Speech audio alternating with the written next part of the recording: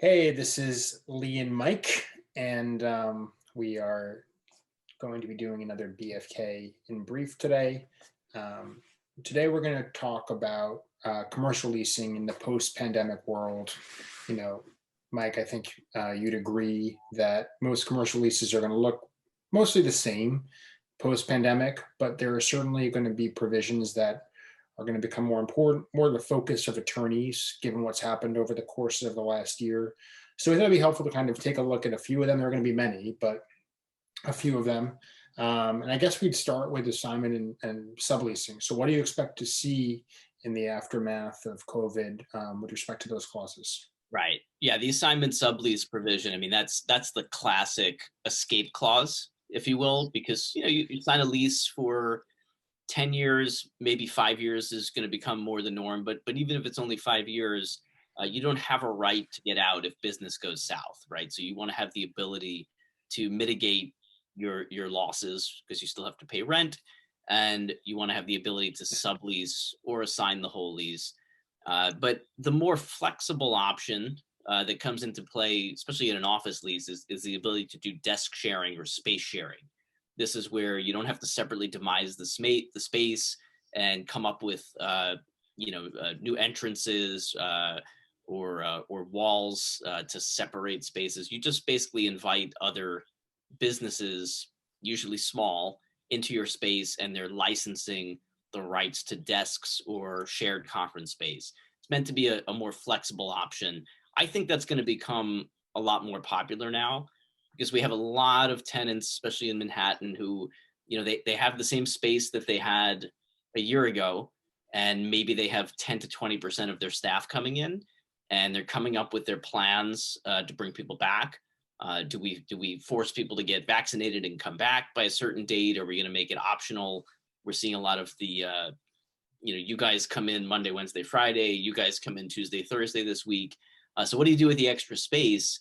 Landlords obviously don't want to just take the space back because now they have to re-rent it in this environment. So hopefully landlords will be, even if it's not in the leases already, they'll be amenable to allowing for more flexible use here, allowing like businesses, like space users to share the space. And, I think as long as it doesn't, uh, erode the credibility of the building, if you have similar professionals working in a space, shouldn't really make a difference. If it helps your tenant to make their rent payments, if I'm a landlord, I'm probably agreeing to that a lot more readily. In the past, we would see desk sharing, but it would be one other occupant, and maybe it's limited to 10% of the space that can be used by an outside space sharer. I think we'll start to see more flexibility there because it's Something just that something that we already see with law firms now with suite sharing, right? yeah, We'll just law kind of firms, extend for to other example. industries. Exactly. You'll see title companies or sometimes maybe mortgage or real estate professionals that are sharing space, private investigators for litigation firms, plaintiffs firms. So that it's already a concept that's accepted. I think that there's going to be an expansion on that concept going forward, at least in the near future.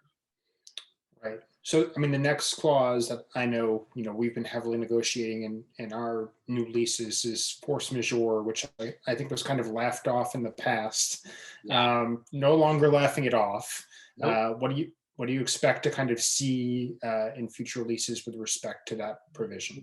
This is one of the first time, certainly the first time in my career that anyone's even really focused much on it. Sometimes you'll see a force majeure clause that in the past was just a little too aggressive on the landlord side, but I mean, by its nature, it's a very landlord friendly clause. It essentially says that the tenant is never excused from paying rent.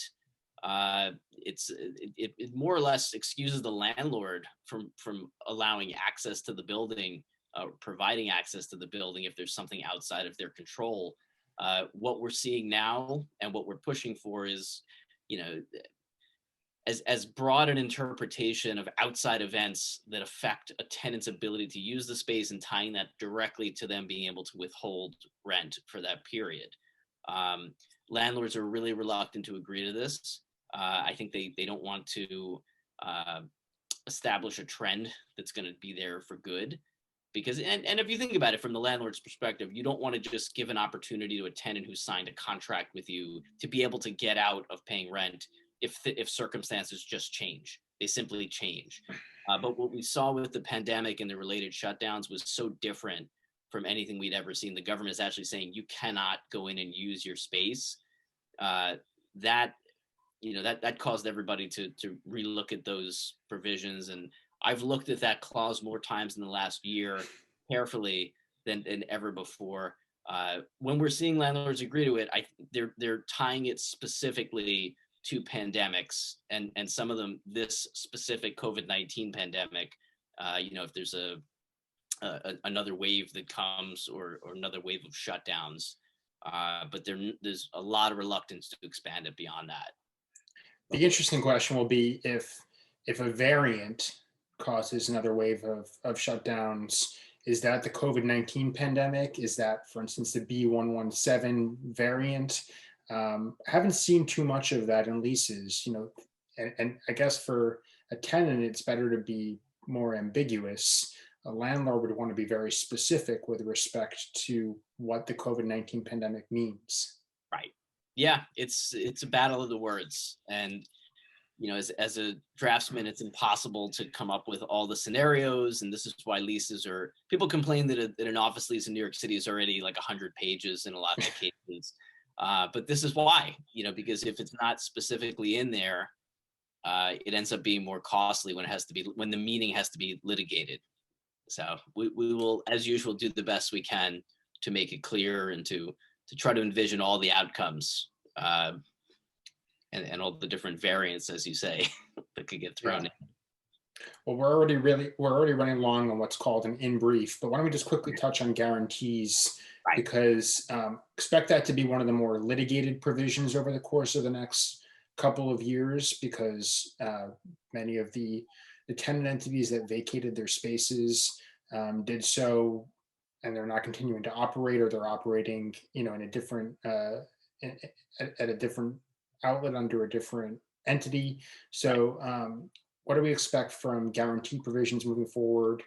And do we expect shorter notice periods? Do we expect more limited circumstances under which a guarantee can be invoked? What are you hearing and seeing in that space? I guess since we're trying to keep it brief, I think we'll focus on the key piece, because we're really talking about good guy guarantees, or Right. guarantees limited in nature. If you surrender the space and the condition required to give the keys back, the personal liability cuts off. I think the notice, or how much time has to pass from when you let the landlord know that you're surrendering the space to the date at which time your liability cuts off personally, that is going to shrink, or that's going to be the big fight. Because New York City, some of these restaurant leases that you'll read about, where owners are worried about losing their homes because they have to just come up with hundreds of thousands of dollars that they're personally liable for. It's because the landlord may be required 120 days or 180 days notice, and if you find out that your restaurant is shut down today, and you give notice today, and you have the space surrendered and ready, in the condition required for the landlord to take it back, but you still have to come up with 6 months rent, or 4 months rent, or even 3 months rent, that can be catastrophic for an owner. So, and this, it's certainly a creature of, I think, New York City real estate to have these notice periods. The concept is, if you give the space back, the landlord can relet it, and you're being a good guy about it. There's no reason why we can't have that. The notice period is there to keep more personal liability, more skin in the game for the tenant or the operator of the tenant. So that's where the big fight is going to be. And we're seeing some give on that, because you can't get blood from a stone, as they say. So it's just ending up with compromises in a lot of cases anyway. If somebody can't come up with the funds, and you have to actually sue them personally, landlords have so many headaches to work with right now that in a lot of cases they're agreeing to cut those short. The government stepped in at one point in New York City specifically and said that, that you can hand your space over and there is no personal liability. That's something we've talked about a few times Right. over the past year. Um, And I expect that legislation to be the centerpiece of a lot of litigation that we're going to see in this space over the next couple yeah, of years. yeah, very controversial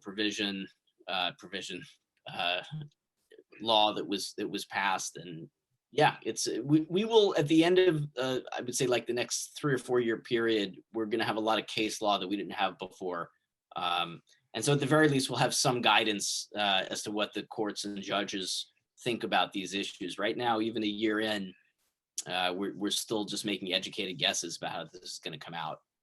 Yeah. Yeah, I think that for keeping it brief, those three going to be looked at much more closely, much more heavily in the future. Well, while we wait for the courts to weigh in on some of these issues, definitely some things to keep in mind of while you're drafting leases, which thankfully a lot of companies are beginning to look at new space and to move into new space, and we're seeing some movement in the commercial space. So good Yeah. thing. And until then, we've tried to keep it brief, but some things you should be thinking about. Talk soon. Take care, everyone.